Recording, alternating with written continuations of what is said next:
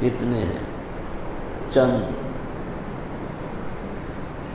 بڑی دنیا میں یہ چند لوگ کیا حیثیت رکھتے ہیں، اور یہ بھی غنیمت ہے کہ ان چند افراد کی برکت سے باقی بھی سارے بچے ہوئے، ورنہ قیامت کبھی کی برپا ہو چکی ہوتی۔ حضور صلی اللہ علیہ وسلم کا ارشاد والا شان ہے، کما تکونون یؤمر علیکم، جس طرح کہ تم ہوگے اسی طرح کے حکمران تمہارے اوپر مسلط کر دیے جائیں۔ اگر قوم کی حالت زار کا مطالعہ کرنا چاہتے ہو تو اپنے حکمرانوں کی زندگیاں دیکھ لو، اگر وہ فاسق فاجر ہیں، اگر وہ خدا کے باغی ہیں، اگر وہ نافرمان ہیں، تو سمجھ لو کہ امت بھی ایسی ہی ہے کہ ایسے ان پر مسلط کیے گئے۔ وہ فرمانے والا شان بالکل برحق ہے، اس میں شک اور شبہ کی قطعاً کوئی گنجائش نہیں۔ کما تکونون یؤمر علیکم، او کما قال رسول اللہ صلی اللہ علیہ وسلم۔ رب العالمین امت کو اپنا قبلہ درست کرنے کی توفیق ارزانی فرمائے۔ میں حج کے بارے میں عرض کر رہا تھا کہ اس آیت کریمہ میں کتنی چیزیں بیان کی گئی۔ سب سے پہلے تو اس گھر کا تعارف کرایا جس کے حج کے لیے ہر سال رب العالمین بلاتے ہیں اپنے بندوں کو۔ ایک تو اس کی اولیت کو بیان کیا کہ اولیت بھی ایک شرف ہے، کسی چیز کی اولیت ایک شرف ہے۔ ان اول بیت، پچھلے اجلاسوں میں آپ سن چکے، سطح سمندر پر جو خشکی کا حصہ بلبلے کی صورت میں نمودار ہوا تھا اسی جگہ بیت اللہ ہے، ورنہ پورے عالم میں پانی ہی پانی، سمندر ہی تھا، خشکی نہیں تھی۔ میں نے عرض کیا تھا، یاد ہوگا کہ 40 برس تک وہ خشکی کا ابھرا ہوا حصہ اپنی حالت پر برقرار رہا، اس کے بعد رب العالمین نے وہاں سے زمین کو پھیلایا، کسی جانب زیادہ اور کسی جانب کم۔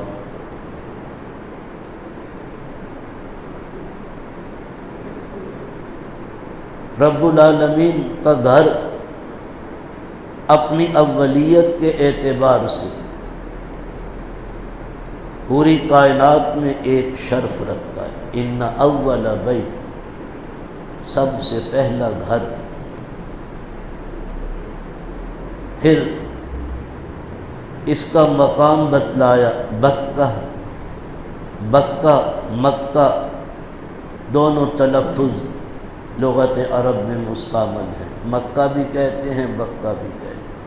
قرآن نے خود بکہ کہا اس آیت میں، ان اول بیت وضع للناس للذی ببکہ، اور اس کی صفت بیان کی مبارکن، یہ گھر بڑی برکتوں والا ہے، اس کی برکات کا کیا ٹھکانہ۔ یوں سمجھیں کہ اللہ کی جانب سے روزانہ 120 رحمتیں بیت اللہ پر اترتی ہیں۔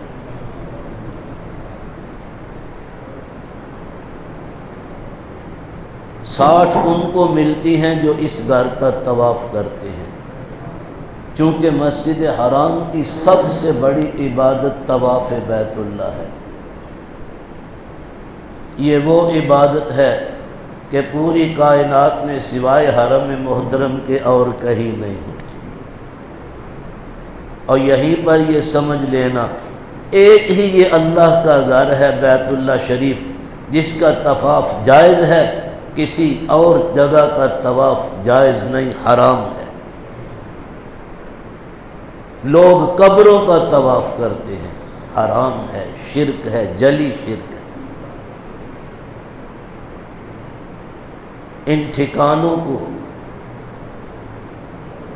رب العالمین نے خود بیان کیا کہ یہ سارے غلط ٹھکانے ہیں۔ ان کو ہم اپنی زبان میں کہتے ہیں ستان،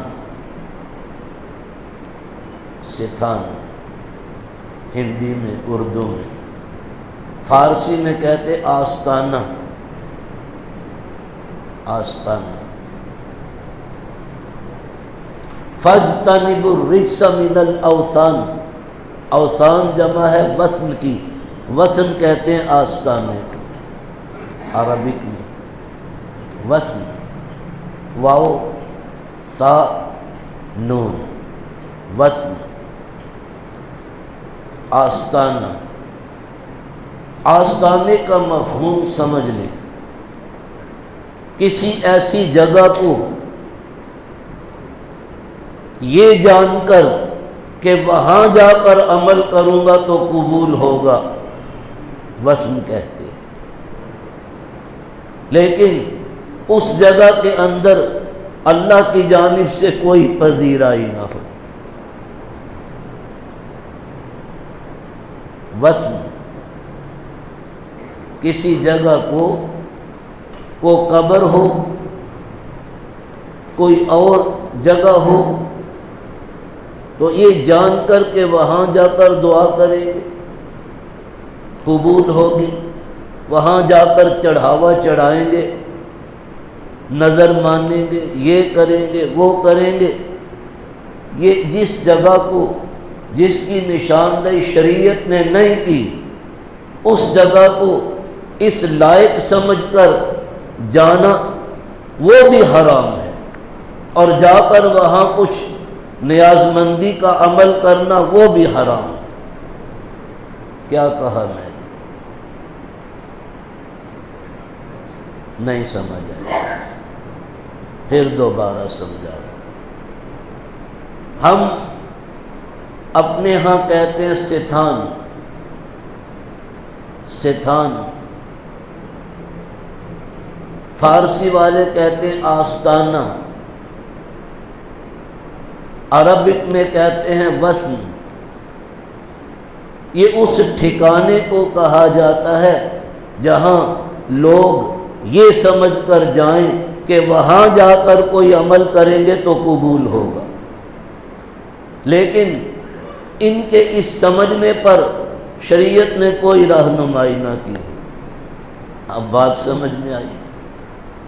اسے کہتے ہیں وثن، اس کی جمع عربک میں اوثان۔ سورۃ الحج میں آپ پڑھتے ہیں فَاجْتَنِبُوا الرِّجْسَ مِنَ الْأَوْثَانِ، ان ٹھکانوں کی، ان آستانوں کی گندگی سے بچو۔ گندگی کیا ہے؟ عقیدے کی بھی اور عمل کی بھی۔ وہاں جانا ہی حرام ہے، اس نیت سے، اس نیت سے کہ وہاں جا کر کریں گے تو قبول ہوگا، اس نیت سے جانا بھی حرام اور جا کر کوئی عمل کرنا وہ بھی حرام۔ لوگ بے وقوفی سے نظر مانتے ہیں کہ فلاں جگہ جا کر چڑھاوا چڑھائیں گے،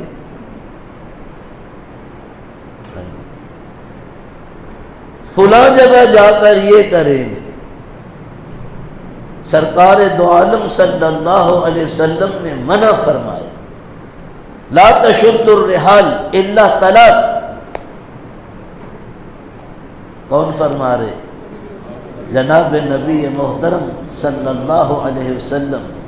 خبردار، تین ٹھکانوں کے سوا عمل کرنا، سفر کرنا، عمدن ارادتن، سفر کی نیت کر کے جانا سوائے تین ٹھکانوں کے جائز نہیں۔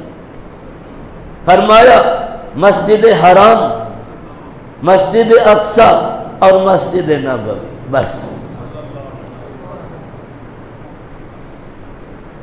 جس کی شہادت خود بزبان رسالت مآب صلی اللہ علیہ وسلم دی گئی ہے، لا تشد الرحال الا ثلاث الا مسجدی ھذا والمسجد الحرام والمسجد الاقصی او کما قال رسول اللہ صلی اللہ علیہ وسلم۔ بس یہ 3 ٹھکانے۔ کوئی یہ نظر مانے کہ اجمیر شریف جاؤں گا اگر اللہ نے میرا یہ کام کر دیا، اجمیر شریف جاؤں گا، یا لاہور علی الحجویری رحمہ اللہ تعالی ان کے مزار پہ جاؤں گا۔ بات سمجھ آ رہی؟ سمجھ نہ آئے پوچھنے کا حق محفوظ رکھتے ہیں، کیوں؟ بات کر رہا آپ کے لیے، آپ ہی نہ سمجھے تو فائدہ کیا بات کے کرنے۔ یہیں پر یہ مسئلہ سمجھ لیں، شریعت میں نظر کا ماننا جائز ہے، لیکن اگلی بات توجہ سے سمجھ لیں، نظر صرف ان چیزوں کی مانی جاتی ہے جن کی نظیر فرائض واجبات میں موجود ہو، بس۔ پھر دوبارہ عرض کروں، نظر صرف ان چیزوں کی ماننی جائز ہے جن چیزوں کی مثال، جن چیزوں کی نظیر فرائض میں اور واجبات میں موجود ہے۔ مثال دوں، نماز کا 5 مرتبہ پڑھنا فرض ہے نہیں؟ آپ نظر مان سکتے ہیں اللہ نے بیٹے کو صحت دی، میں 10 نفلیں پڑھوں گا، کیونکہ نماز کا پڑھنا فرض ہے۔ آپ نظر مان سکتے ہیں 1 مہینہ ماہ مبارک رمضان روزہ رکھنا فرض ہے، آپ کہہ سکتے ہیں اللہ اس امتحان میں مجھے کامیابی ملی، 3 روزے رکھوں گا، نظر مان رہے، جائز ہے، کیونکہ روزہ 1 ماہ کا سال بھر میں فرض ہے۔ زکوٰۃ کا دینا فرض ہے نہیں ہے؟ آپ نظر مان سکتے ہیں اگر یہ کام میرا ہو گیا تو میں 1000 روپیہ صدقہ دوں گا، جائز ہے۔ جو چیزیں فرائض میں واجبات میں، اب قربانی واجب ہے، ابھی جو عید پر ہوئی، آج آخری دن ہے، سورج کے غروب ہونے سے پہلے پہلے 3را دن یوم النحر، 11 ذی الحجہ، 12 ذی الحجہ، بس۔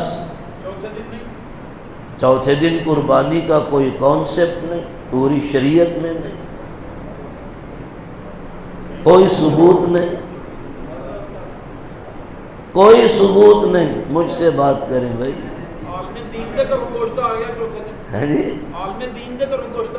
وہ عالم ہے ہی نہیں، جس کو آپ عالم سمجھتے ہیں اس کے پاس کوئی دلیل، کوئی سند نہیں کہ چوتھے دن کسی صحابی نے، تابعی نے، حضور نے کہا ہو کرو، 3 دن بس۔